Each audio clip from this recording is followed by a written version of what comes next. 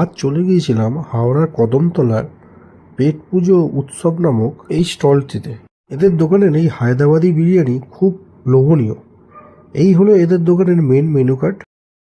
এদের food স্টলটার location হচ্ছে একদম কদমতলা বাস স্ট্যান্ডের পাশেই। আমরা মেনু কার্ড দেখে অর্ডার করেছিলাম স্টিম মোমো।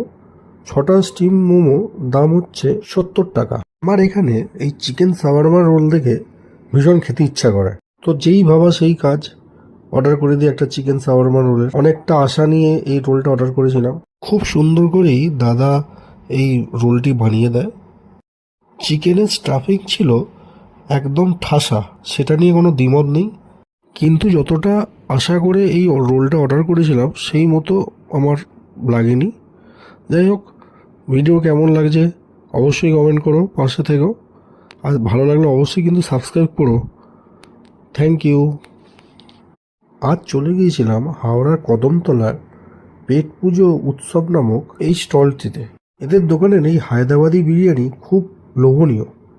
এই হলো এদের দোকানের মেন মেনু কার্ড। এদের ফুড স্টলটার লোকেশন হচ্ছে একদম কদমতলা বাস স্ট্যান্ডের পাশেই। আমরা মেনু কার্ড দেখে অর্ডার করেছিলাম স্টিম মোমো। 6টা স্টিম মোমো দাম হচ্ছে 70 টাকা। আমার এখানে এই চিকেন শাওয়ারমা রোল দেখে ভীষণ খেতে ইচ্ছা করে, তো যেই ভাবা সেই কাজ, অর্ডার করে দিই একটা চিকেন শাওয়ারমা রোলের। অনেকটা আশা নিয়ে এই রোলটা অর্ডার করেছিলাম। খুব সুন্দর করেই দাদা এই রোলটি বানিয়ে দেয়।